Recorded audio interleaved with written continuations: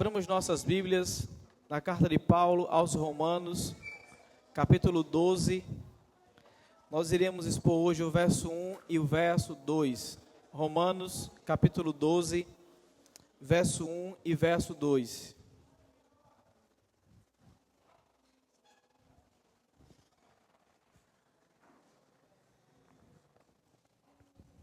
Todos acharam? Amém? Romanos 12, verso 1 e verso de número 2. Quem aqui nunca parou para ajeitar a bagunça do guarda-roupa? Ou aquela gaveta cheia de documentos antigos? É luta, viu? A pergunta que fica quando estamos ajeitando o guarda-roupa bagunçado, ou essa gaveta cheia de documentos é: o que guardar e o que jogar fora? Eu sou daqueles que guarda tudo. Se eu compro uma roupa, eu pego aquela sacolinha de papel, guardo ela toda e deixo lá. Qualquer ocasião eu tenho uma sacola para fazer alguma coisa. A caixa de sapato eu deixo em cima do guarda-roupa. Em algum momento ela vai ser útil na minha vida. Sâmara, muito pelo contrário, é aquela pessoa que joga tudo, absolutamente tudo, inclusive aquilo que é bom, aquilo que presta. Ela não pode ver nada que ela tem que jogar, ela quer jogar fora. Cada um com suas motivações, mas com atitudes diferentes. Quem é você então nesse caso? Você joga? Você guarda? Ou você convive com a bagunça? Eu não quero criar nenhum atrito no seu casamento. Então não olhe para o seu cônjuge e faça uma cara feia. Ou se você ainda não é casado, também não olhe para o seu noivo ou namorado e faça uma cara feia tentando descobrir o que ele é. No casamento você vai descobrir. Toda vez, irmãos, que paramos para arrumar o nosso guarda-roupa, é porque para a gente já chega. É porque já deu. É porque a porta não está fechando mais.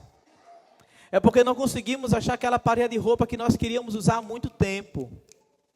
É porque as roupas estão se repetindo e nos perguntamos: será que eu só tenho essas roupas? Eu vou procurar. Então nós queremos transformar toda a bagunça em organização. E queremos que de alguma forma o nosso cônjuge também aprenda a lição de ser organizado. É o seu caso? É o caso da sua vida hoje? Quem aí gostaria de um diarista? Sâmara pede direto um diarista. Eu disse: não precisa. Já temos você.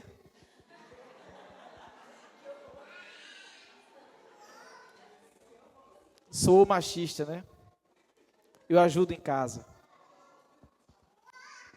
Mas todos nós, na verdade, queremos um diarista.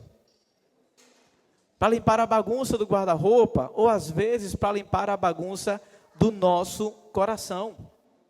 Ainda mais agora que nós temos e recebemos um convidado de honra, que agora faz parte dessa casa espiritual. E ele não é só convidado. Ele é dono absoluto de tudo o que temos e somos. Cristo Jesus. É mais ou menos isso que Paulo vai fazer no texto de hoje, no texto que nós vamos estudar. Porque os crentes de Roma foram expostos a essa realidade da justificação e de que agora Cristo Jesus habita nessa nova casa, Cristo Jesus habita nos seus corações. Eles precisariam mudar de vida, eles precisariam organizar seus corações. É essa a ideia. Leia comigo então Romanos capítulo 12, verso 1 e verso 2, por favor.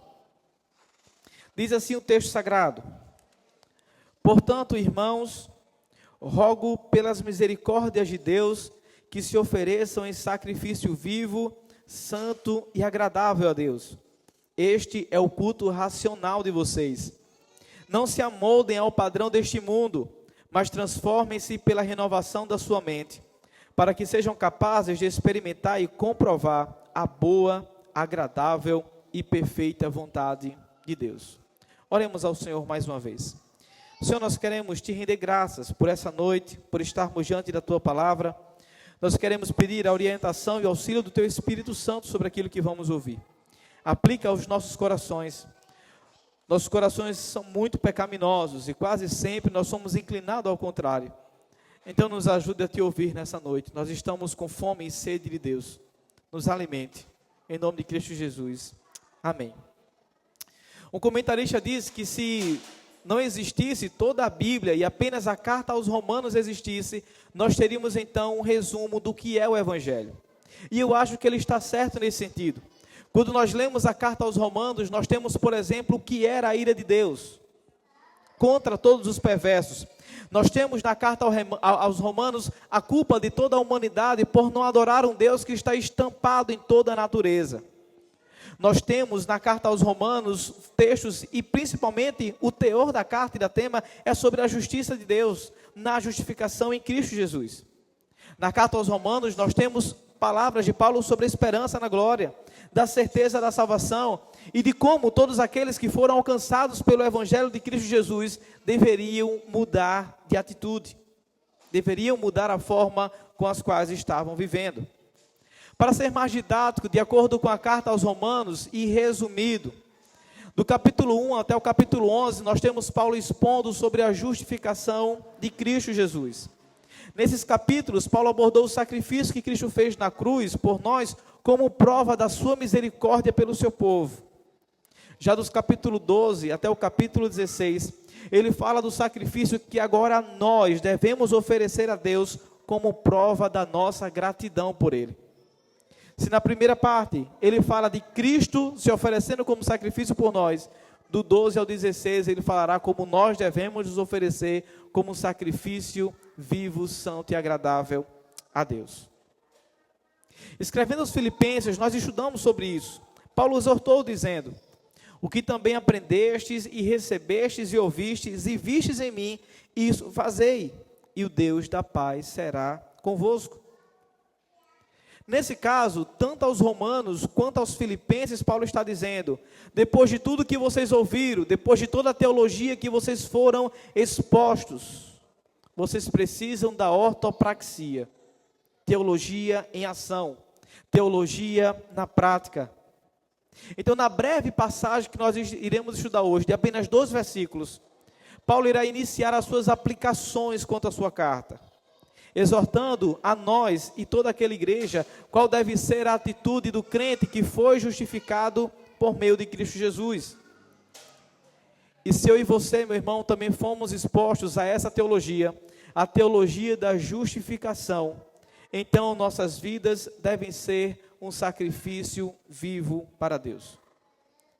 Todos nós que recebemos Cristo Jesus em nossos corações, devem ter suas vidas como um sacrifício vivo para Deus. Mas como nós fazemos isso? O texto nos mostrará que nós fazemos isso, em primeiro lugar, oferecendo a Deus um culto racional. Aqui em resume o culto a este momento que nós estamos tendo, ao encontro dominical, em um lugar de 4 paredes. Mas as Escrituras trazem para a gente o tempo todo um conceito diferente do que é o culto. Traz para a gente a ideia de que culto é algo que vai além. É algo que deve refletir na nossa maneira de viver. O culto, então, não se resume somente ao encontro dominical, mas se resume a integralmente estarmos dedicados com nossas vidas em relação à santidade. Vejamos, então, mais uma vez, a exortação de Paulo para aqueles irmãos. Verso de número 1, ele diz: portanto, irmãos, rogo-lhes pelas misericórdias de Deus que se ofereçam em sacrifício vivo, santo e agradável a Deus. Este é o culto racional de vocês. Mais uma vez, Paulo começa esse capítulo 12, verso 1, dizendo portanto. E quando ele fala portanto, ele está justamente fazendo uma ligação a tudo que ele vinha dizendo anteriormente, do capítulo 1 até o capítulo 11. Basicamente, ele quer dizer, se Cristo desviou a ira que estava apontada sobre eles, sobre os romanos, se Cristo os tirou dos domínios das trevas, se Cristo os justificou diante de Deus, se Cristo promoveu e garantiu que todos eles estariam com Ele para sempre, se Cristo os chamou, os justificou, então eles deveriam viver em torno dessa realidade. Eles deveriam viver em torno daquilo que Cristo Jesus fez por eles na cruz do Calvário. Por isso Paulo roga. Por isso Paulo está rogando aos seus ouvintes, para que eles tenham uma postura diferente. A ideia dessa expressão, rogo, é como se Paulo estivesse dizendo, eu suplico a vocês. Nós vimos isso aos Filipenses. É como se Paulo estivesse pegando a pessoa, colocando do seu lado para ter uma conversa mais séria. Senta aqui do meu lado. Eu quero suplicar a você uma verdade. Você ouviu o sacrifício que Cristo fez por você na cruz do Calvário. Você viu a sua morte na cruz do Calvário. Viu que o benefício foi o desvio da ira de Deus para ele, ao invés de lhe atingir. Portanto, eu rogo. E o que é que Paulo atrela a essa súplica? O que é que Paulo está atrelando a essa ideia de convocação às misericórdias de Deus? Portanto, eu rogo-vos pelas misericórdias de Deus. E ao rogar pelas misericórdias de Deus, Paulo está dizendo aquilo que foi demonstrado a vocês. Eu rogo pelas misericórdias de Deus, olhem para a compaixão de Deus. Eu rogo pelas misericórdias de Deus, se ofereçam em sacrifício vivo. Em outras versões, talvez seja a sua, diz, ofereçam vosso corpo como sacrifício vivo. Calvino, comentando esse texto, ele diz o seguinte: por corpos, ele tem em mente não só pele e ossos, mas a totalidade de tudo aquilo que somos compostos.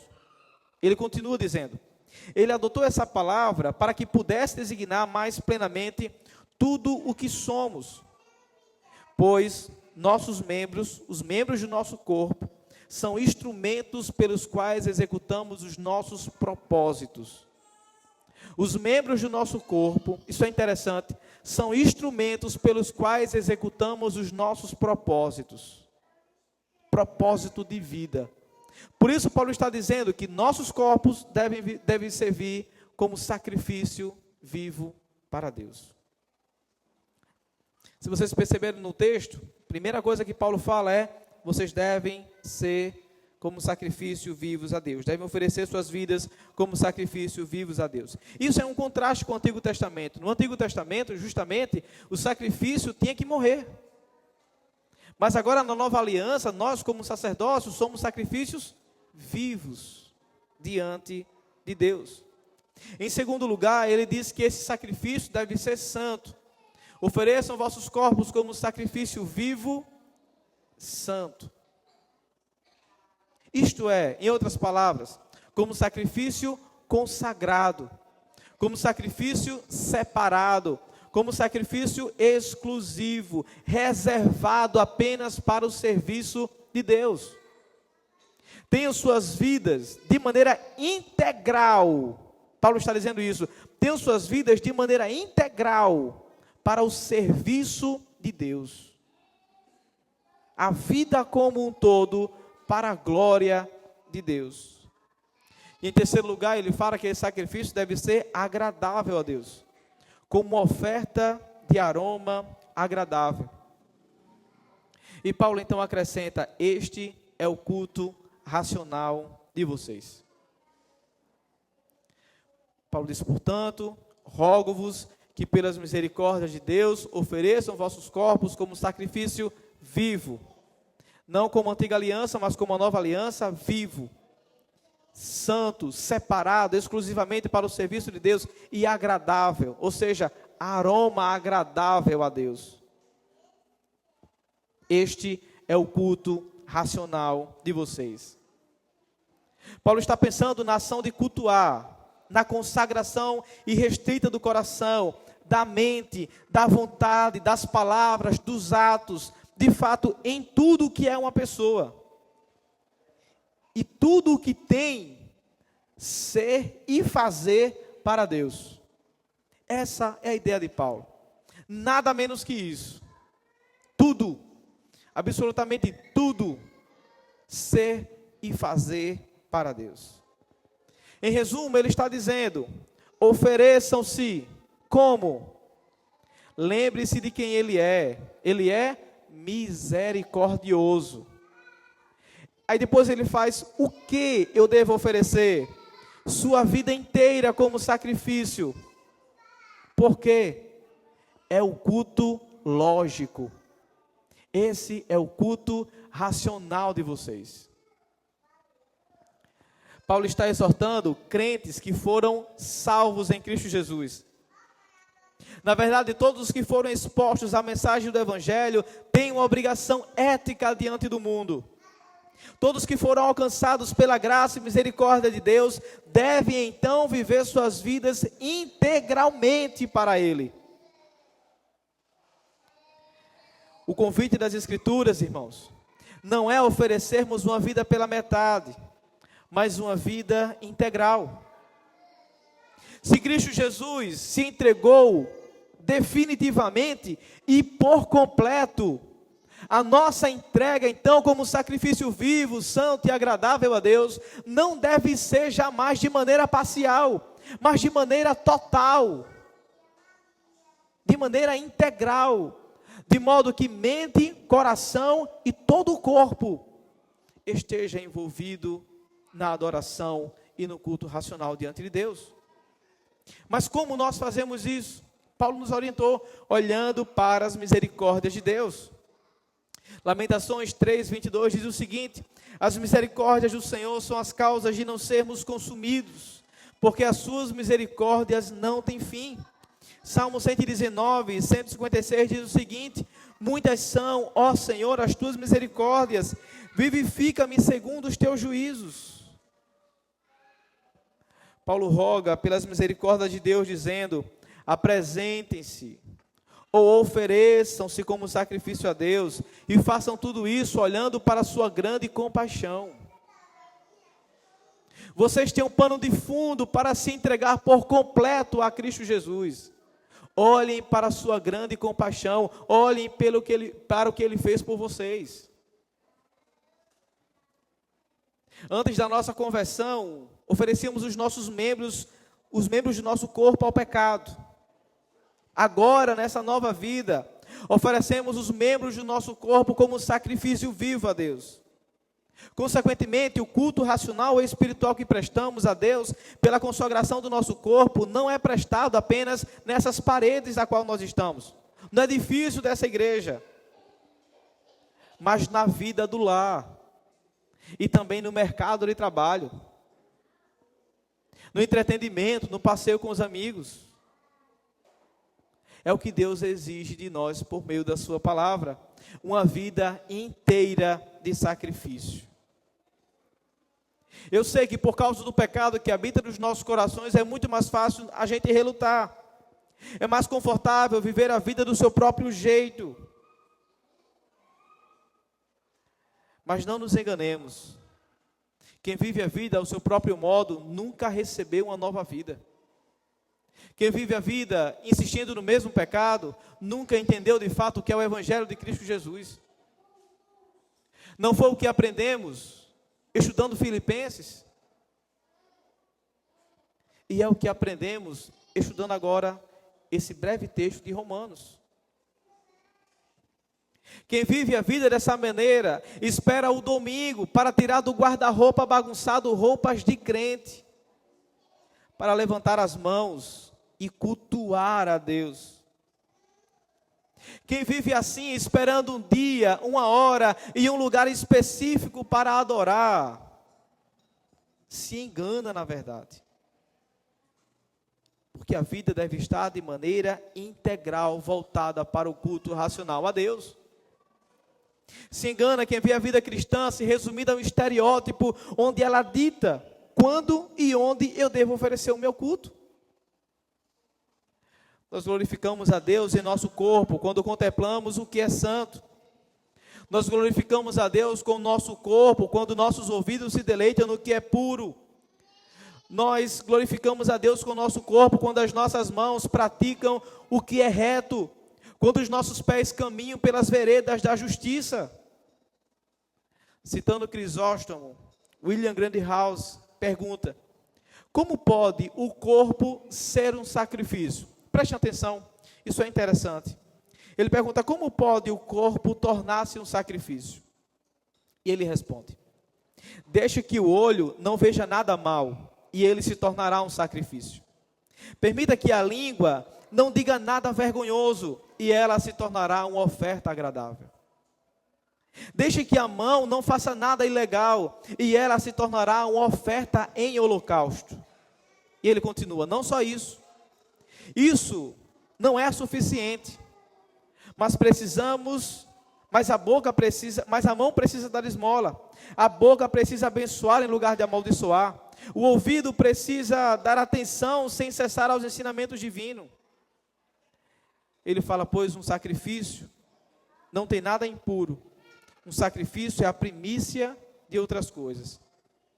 Portanto, ele diz que possamos produzir frutos para Deus com as nossas mãos, com os nossos pés, com a nossa boca e com todos os nossos membros. Jesus falou sobre isso. Se teu olho direito te faz pecar, arranca-o e joga fora. Amputação radical. Não queremos fazer amputações radicais para oferecer um sacrifício vivo, santo e agradável a Deus. É mais confortável conviver com os pecados, é mais confortável viver com a bagunça do guarda-roupa. Mas esse sacrifício também tem que ser santo e agradável. E quando Paulo diz isso, ele está dizendo que ser santo é ser absolutamente puro e completamente separado. O resultado da santidade é justamente uma oferta agradável a Deus. O resultado da santidade é uma oferta agradável a Deus. Nós precisamos entender que antes da oferta, Deus olha para o ofertante. Antes da doação, Deus enxerga o coração do doador. Antes da adoração, Deus olha o coração do adorador. Esquecemos-nos disso. E achamos que podemos barganhar com Deus com nossas ofertas imperfeitas.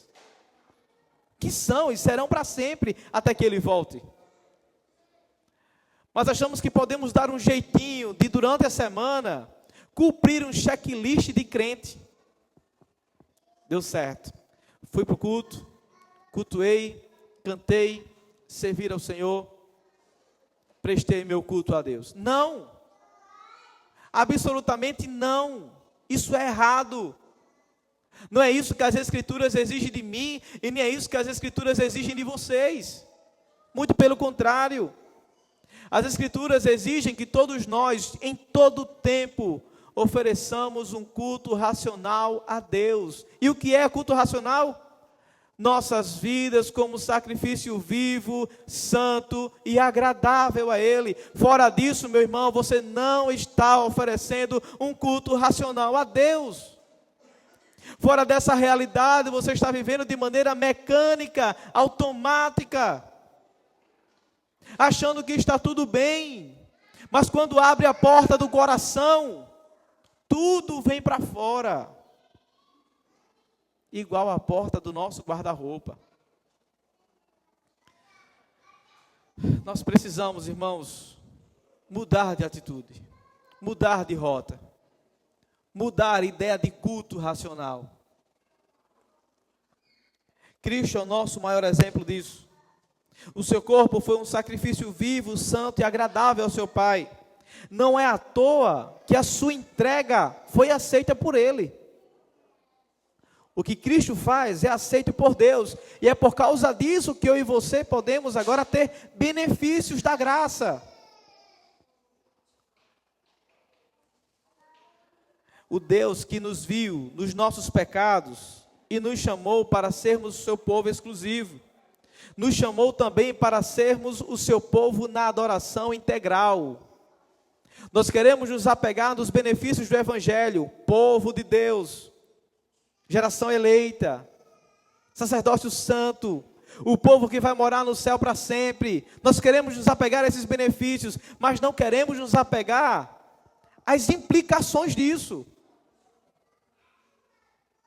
Sermos adoradores em tempo integral, sem reservas, com todo o nosso entendimento, com todo o nosso coração e com todas as nossas forças. Somos o povo com o maior privilégio da terra. Somos o povo que sabe que adora ao Deus verdadeiro, e Ele nos dá instruções de como adorá-lo em espírito e em verdade. Estamos longe de sermos perfeitos, mas já fomos justificados. E isso garante para a gente muita coisa. Garante que um dia o nosso culto e a nossa adoração será totalmente sem manchas do pecado. Garante que veremos face a face Deus e a sua misericórdia, e por misericórdia Cristo Jesus. Até lá, irmãos, a convocação de Paulo e a minha convocação para o meu coração e para o coração dessa igreja é: ensaiemos uma vida de sacrifício vivo, santo e agradável a Deus aqui. Ensaiemos isso aqui, fazendo nossas vidas um santuário de Deus. Estamos estudando que nossas vidas devem ser um sacrifício vivo para Deus, e vimos em primeiro lugar que fazemos isso oferecendo um culto racional. E veremos agora em segundo lugar que nós fazemos isso oferecendo uma vida transformada. Uma coisa é Paulo indicar o alvo a uma pessoa e encorajá-la e tentar alcançá-la. Coisa bem distinta é mostrar-lhe como alcançar esse alvo. Então, primeiro Paulo fala para a gente: vocês devem oferecer o corpo como sacrifício vivo, santo e agradável. Esse é o culto racional de vocês. Na segunda parte do texto agora, Paulo vai falar como nós fazemos isso. Ofereçam, imperativo, como. Paulo não nos decepciona em nos apontar como devemos fazer. Veja agora o verso 2, a primeira parte. Ele diz em primeiro lugar o que deve ser evitado: não se amoldem ao padrão deste mundo. No início deste verso, Paulo já diz não. Ofereçam-se, mas como vocês farão isso? Não se amoldem ao padrão deste mundo. O não é quanto se amoldar ao padrão.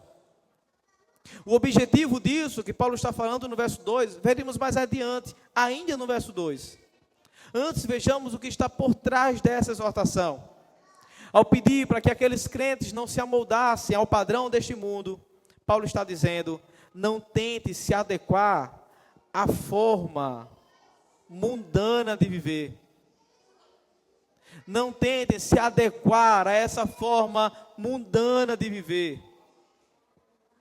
Quando ele diz: não se deixe se amoldar segundo o padrão desta maera, como dizem em outras traduções, ele está advertindo a membresia de então e de agora contra se entregar às várias manifestações do mundanismo, por meio das quais, irmãos, todos nós estamos o tempo todo cercados. Quais? Usos de linguagens sujas ou ofensivas, o cântico de músicas obscenas, a leituras de livros torpes, a associação em termos íntimos com companheiros mundanos. É difícil chegarmos ao final da lista daquilo que Paulo quer dizer para a gente. Não se amoldem ao padrão desse mundo. Paulo está praticamente listando tudo isso: língua suja ou ofensiva, cântico de músicas obscenas, leituras de livros torpes, associação em termos íntimos. A lista vai longe, é grande. Mas em segundo lugar, ele aponta o que se deve fazer. O que se deve evitar para oferecer a vida como sacrifício vivo? Não se amoldem ao padrão deste mundo. E o que fazer então? Veja comigo a continuação do texto. Prossigam, transformando-se mediante a renovação da sua mente, para que experimente qual seja a vontade de Deus, a saber, aquilo que é bom, agradável e perfeito. Observe então o contraste. Não se deixe amoldar, mas prossigam-se transformando-se. Paulo não usa a expressão substituam a forma externa por outra forma externa. Porque substituir a forma externa por outra forma externa não traria soluções nenhuma. Não traria soluções nenhuma. O que é necessário, e Paulo está dizendo, é uma mudança interior. É renovação da mente. Isto é, não somente do órgão que pensa e raciocina, mas da disposição interior. do centro do saber do nosso coração. Paulo está dizendo que essa transformação, essa renovação deve ser de dentro para fora. Uma posição interior. Há duas palavras que regem esse versículo: conformação em algumas versões e transformação. Não se conforme, não vos conformeis, mas transformai-vos. E o mundo tem uma forma, diz o comentarista. Essa forma é elástica e flácida. A forma do mundo, diz ele, é a forma do relativismo moral, da ética situacional e do desbarrancamento da virtude. Ele está dizendo que os crentes de Roma deviam ser alguém que não põe o pé nessa forma. Os crentes de Roma devem ser alguém que não põe o pé nessa forma. Não se amoldam ao esquema do mundanismo. Não se parecem, nem se deixam se parecer com o mundo. Mas se transforma pela renovação da mente. E qual é o propósito disso? Finalmente, o apóstolo descreve o glorioso resultado dessa transformação contínua, para que experimente qual seja a vontade de Deus. Eis uma afirmação importantíssima para nós.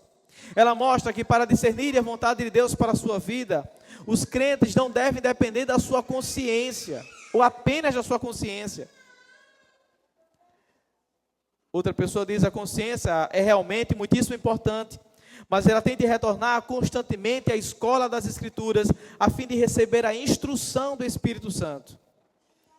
Quanto mais os romanos vivessem em conformidade com essa vontade, aprenderiam a conhecer essa vontade, e alegrariam com esse conhecimento, o conhecimento de Deus para eles, e eles poderiam então exclamar: tua vontade é nosso deleite. E qual o conteúdo dessa vontade preceptiva? Em outros termos, o que é que Deus quer que sejamos e façamos? Eis a resposta: aquilo que é bom, agradável e perfeito.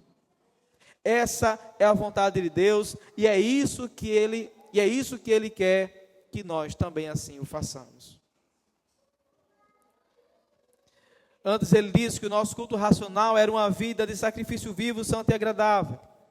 Agora ele diz que fazemos isso não se amoldando ao padrão deste mundo, mas transformando-se pela renovação da nossa mente, para então provarmos qual é a boa, perfeita e agradável vontade de Deus.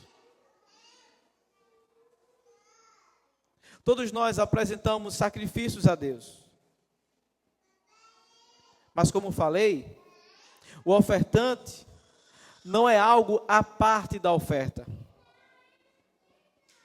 Antes de Deus receber a oferta, Ele recebe o ofertante. Os romanos, então, nesse caso, deveriam levar a vida cristã a sério. E deveriam viver a vida por meio de uma transformação já iniciada. Essa é a questão, irmãos.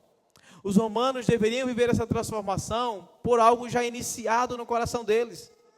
Já teve um start, já teve um novo nascimento, já foram expostos ao Evangelho, já receberam a nova vida, já foram transportados do império das trevas para a maravilhosa luz de Cristo, já há garantias celestes. Então os cristãos de Roma deveriam levar a vida a sério, deveriam levar a vida cristã a sério, entendendo que tudo que eles fazem é diante de Deus. Mas a verdade é que o mundo tem se tornado parque de diversões para alguns cristãos, principalmente da nossa época. A liberdade que Cristo nos deu virou libertinagem, falei sobre isso no sermão passado. A graça virou bengala para o pecado, e o temor foi junto com a vergonha. Por mais que o padrão em que foram feitos não se encaixe nos ideais do mundo, esses que têm o mundo como parque de diversões, sempre dão um jeitinho para se encaixar e se amoldarem a essa forma que é o mundanismo.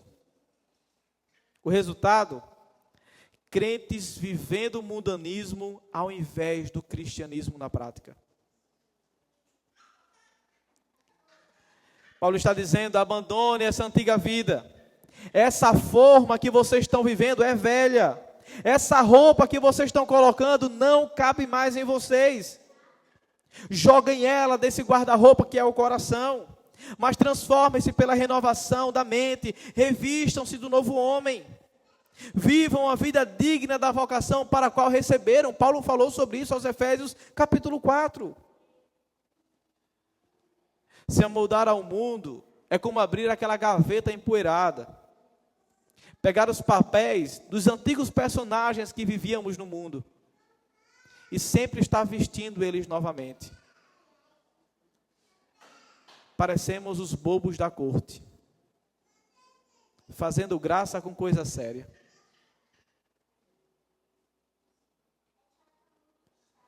Como pode alguém como nós, alguém como o povo de Deus, trocar vestes reais por trapos? Como pode alguém que foi colocado numa posição de príncipes, co-herdeiros de Cristo Jesus, tirar toda a veste nova que foi colocada e colocar trapos de pecado? Como pode?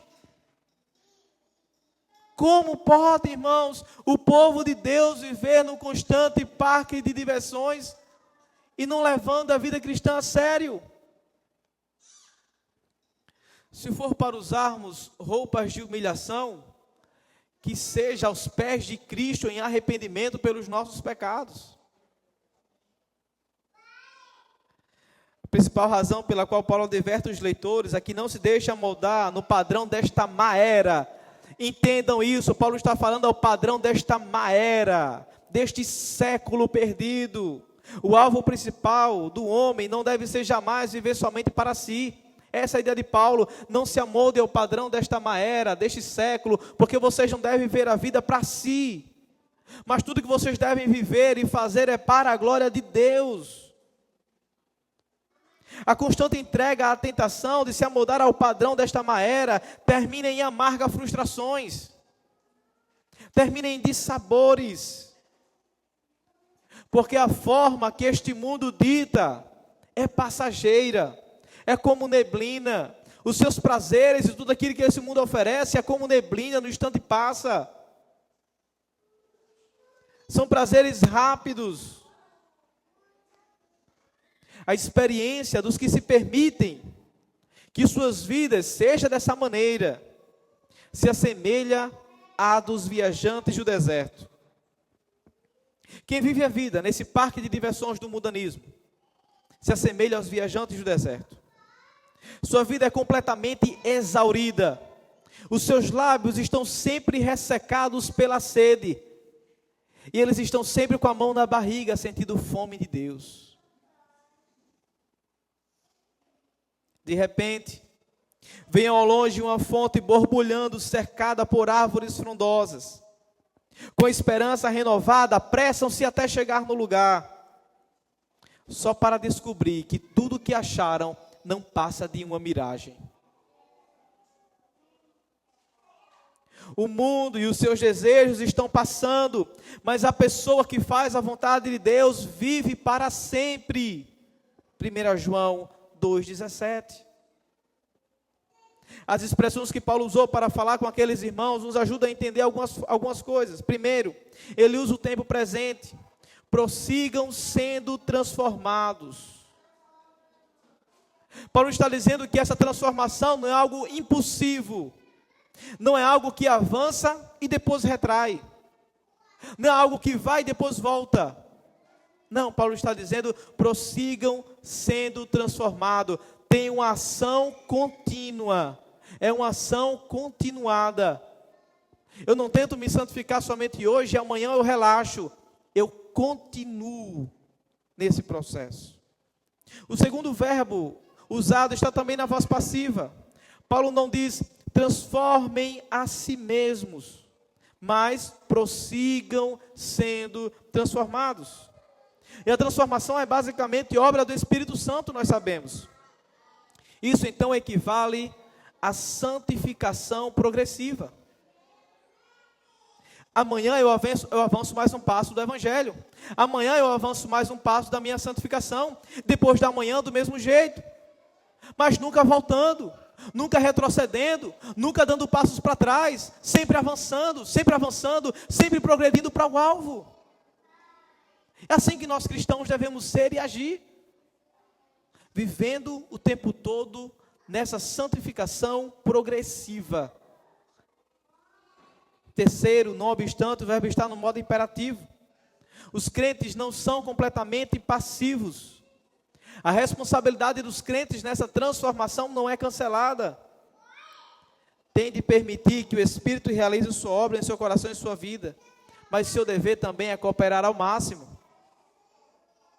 Paulo falou sobre isso. Desenvolvam a vossa salvação. Um comentarista diz o seguinte: se o mundo controla a nossa maneira de pensar, nós somos conformados. Mas se Deus controla a nossa maneira de pensar, nós somos transformados. Eis a grande diferença.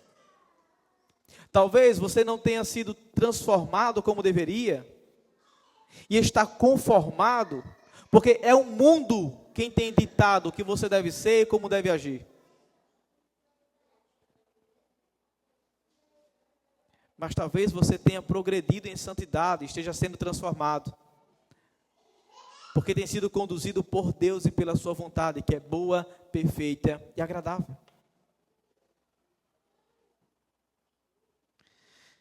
O que acontecerá então conosco se vivermos assim?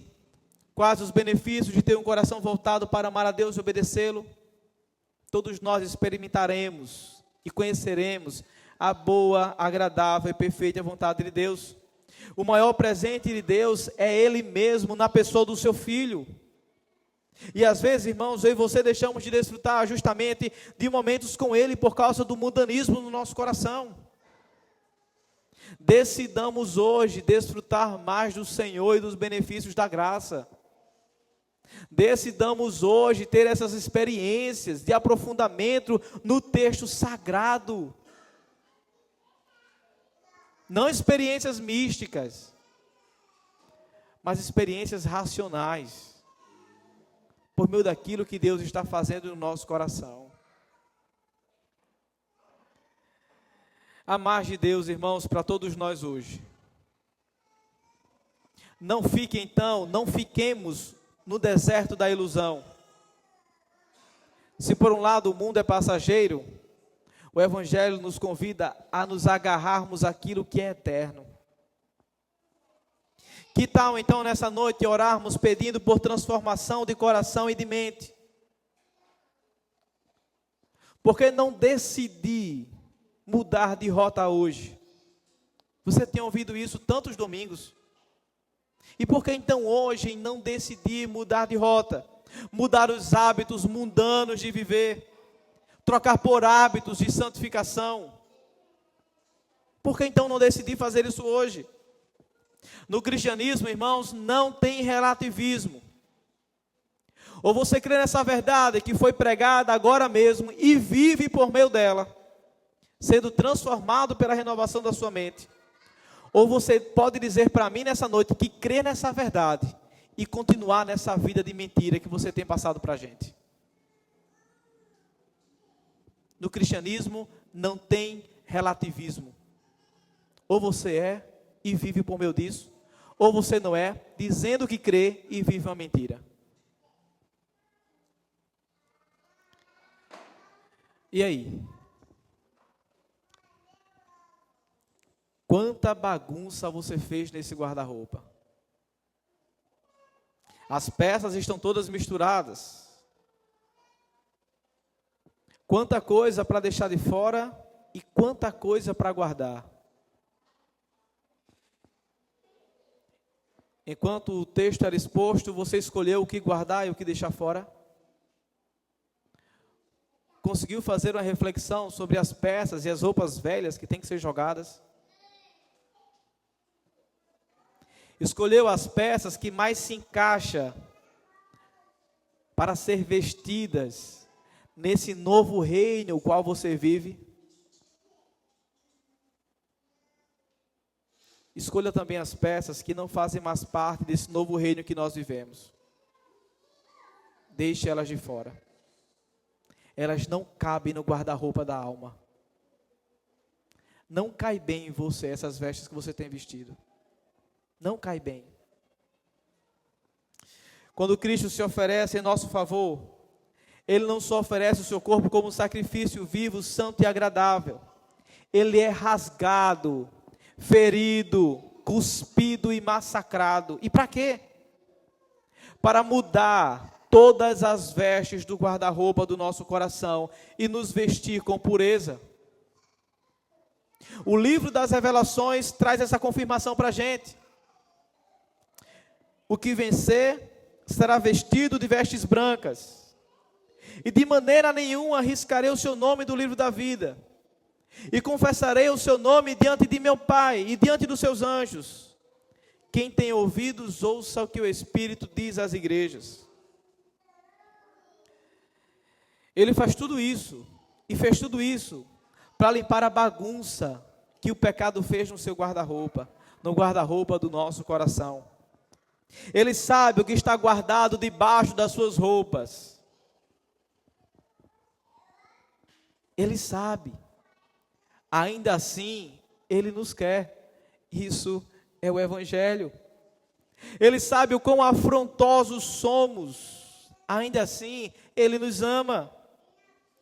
Ele sabe o quão longe você que está me ouvindo nessa noite foi em seus pecados. Ainda assim, Ele o chama de volta. Nenhum caminho é tão distante, nenhum poço é tão profundo em que as cordas da graça de Cristo Jesus não possam nos alcançar. Isso é o Evangelho. O que fazemos depois disso? Oferecemos um culto racional e contínuo aqui e onde estivermos, oferecendo a Deus uma vida transformada para a sua própria glória. É assim que agimos depois de tudo isso. Conseguiu organizar as coisas aí? Botou tudo na balança? Feche então o guarda-roupa. Descanse. Nós temos paz com Deus. Não há mais guerra. Não somos inimigos. E é por isso que Ele deixou a revelação, para nos trazer consolo em momentos em que fazemos bagunça no nosso coração. Até que Ele volte, o Espírito Santo está limpando tudo e nos transformando a cada dia. E não se esqueçam, a sua grande misericórdia nos tornou pertencentes a esse novo reino. Suas vestes agora são reais. Pela fé, somos príncipes, co-herdeiros com Cristo Jesus.